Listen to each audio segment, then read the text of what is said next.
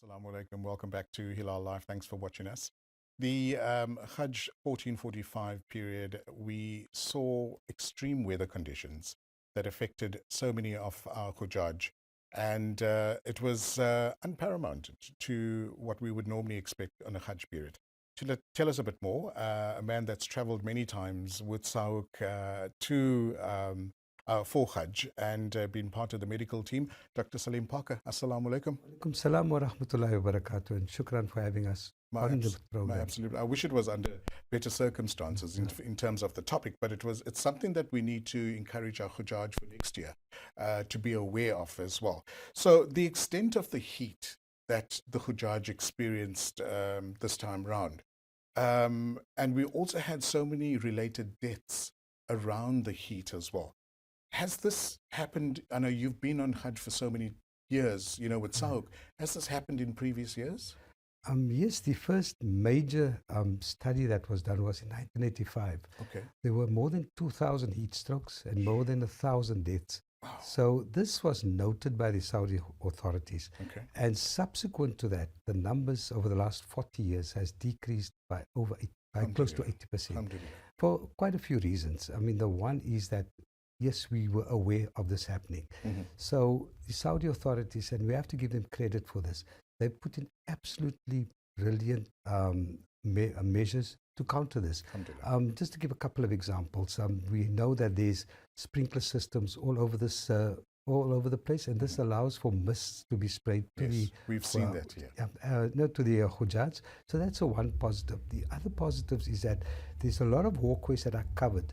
For example, the walkway from Zizia to Pel the Jamarat is fully covered. There's water 8 meters away. So that is an additional measure that they put in place. Then they've got world-class facilities where it is actually easily detected. They've got surveillance systems put up that picks up where there's any what we call hotspots as far as temperatures is concerned, and the congregation of people who might be in trouble. Then there's the police, the army, who are all equal sprinklers, and they are trained as to picking up people who might be suffering from what we call heat stress. And fourthly, the medical response team, the education of it is absolutely world class. Lastly, the Hujjaj every year are provided information. I mean, the health authorities, Sauk, for example, at their talks, we as a medical personnel, when we give talks at the massages and so forth, we actually talk extensively about preparing for the heat. So yes, there is a good awareness of it. And just to give an indication, in 2015, when we did a study on it, there wasn't a single death. Yes, there were about 200 odd cases of people who suffered from heat, not even heat stroke, just heat exhaustion and heat exposure, but not a single death in 2015. One or two after that. So to suddenly have 1,300 deaths in 1 year, even with all the brilliant preparations against it, and also the education that went with it, was totally unexpected. What were the temperatures like? What were I the monitored degrees? on a daily basis. It was between 45 and the highest was 51 degrees. Now, and this is 2 to 6 degrees higher than the average. Correct. So we expected temperatures to be in the maybe lower to upper 40s, middle 40s rather, but not to that extent.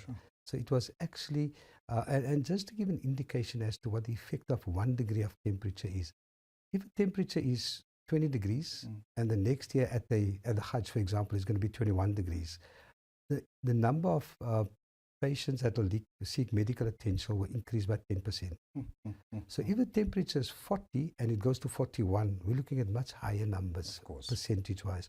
If it's going from 45 to 50, I mean, we haven't done the studies, but if we do modeling of it, it'll be much higher. Yeah. One of the facts and interesting points that you mentioned was that it was reported that most who died of heat stroke were unregistered for Hajj. Yes. How does being unregistered make you more maybe prone to heat stroke? It doesn't. I mean, because it's the same type of personnel, but again, we must take into consideration Hajj is mostly an external, outside event. Yes. We move from Mina to Arafah on the day of Wukuf, which is when most of the incidents occurred. Now, if you're an unregistered Hujjaj, you have none of the facilities available that the normal Hujjaj has. Okay. So, of the 1,300 pilgrims who passed away, 83% were unregistered. Okay. What happened? They obviously were scared of being picked up by the police or by the army personnel, so they couldn't really use the Facilities. the mist areas that they Right. walked on, Yeah. and they couldn't access water easily. Secondly, peak time was nearly 50 degrees, 48 to 50 degrees. They couldn't access tents, they couldn't access air-conditioned buses. They walked, some of them walked for 15 to 18 kilometers in this type of temperatures. And then there were other factors involved where, for example, the agents just dropped people in the middle of nowhere. These were unregistered agents who took these poor pilgrims and and some of them were not even aware. Some of them really thought they were registered.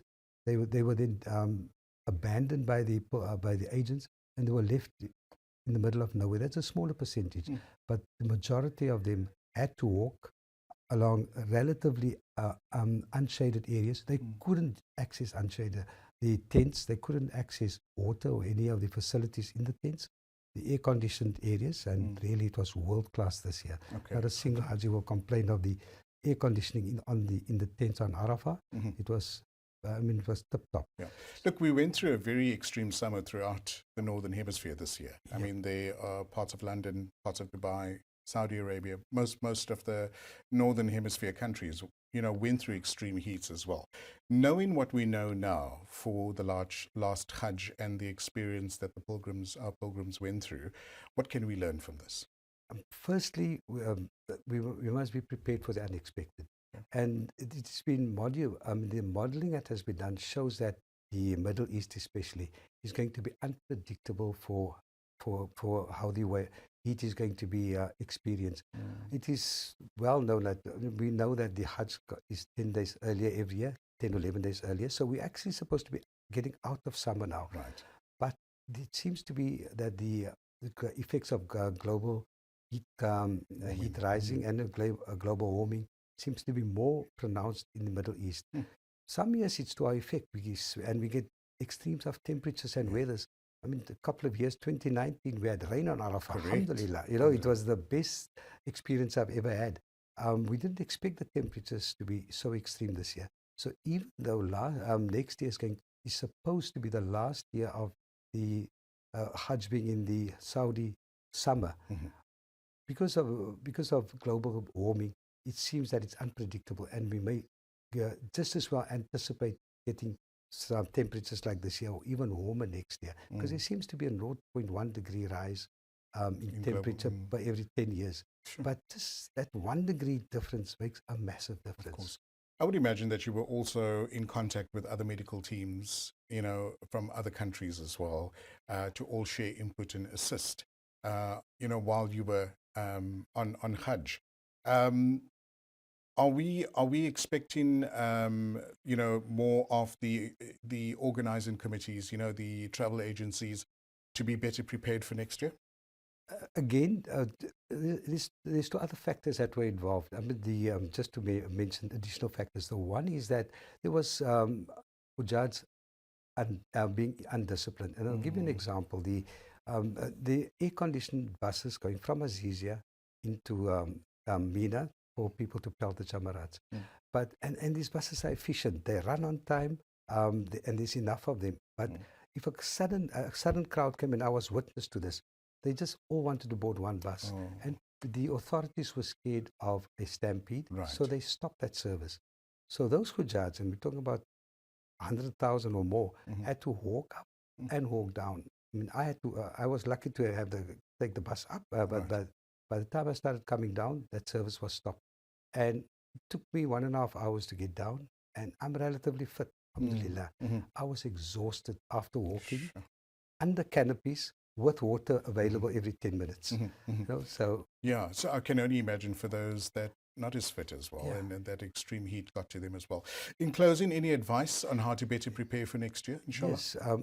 By the way, a couple of us got together, and we've actually submitted papers to journals like The Lancet and so forth, and inshallah that advice will come out soon. Inshallah. But the advice for Hujjaj is, and please, we know that the Sauk list is relatively stable. So those who are the first 2,500 on that list are more or less assured of going. Of course, there's going to be a couple a couple of changes on there.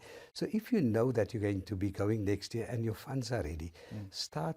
I mean, and these are the two really important factors.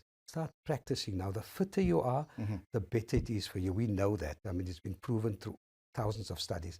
So, and all you have to do is to walk and join a program like the Fit for Hadj program. Right. It can be seen on, it can be accessed on any website, Fit for Hadj. The second part is go for as long as you can. The cost between a 6-week and a 4-week package is minimal. I know there's a lot of problems with leave. There's a lot of problem with with work. So if it's possible, go for as long as you can, because the longer you have to acclimatize, the less likely you are to get heat stroke. Of course. And thirdly, listen to the authorities. If they say it's too dangerous to go out and go pelt, or they say it's too dangerous to go walk out in the direct sunlight, take the relevant precautions. Our Deen is infinitely merciful. Of course. We're given enough, I won't say relaxations, but enough other alternatives without impacting on the value of your Hajj. Dr. Salem Parker, Jazakallah so much for all that you do in our community and for the advice that you've given us today as well. Jazakallah for coming in. Have a great evening. It's an absolute pleasure. Wa alaikum salam wa rahmatullahi wa barakatuh. Dr. Salem Parker, who's part of SAOC medical team that's given us valuable advice, especially with the extreme weather conditions we experience for Hajj 1445. That's all that we have for you. We're back on Monday between 5 and 6 p.m. inshallah. From the Cape Town team, Sohail Barnes, Mohammed Parker and myself, Luqman Shadrack. Have a great evening. Assalamu alaikum.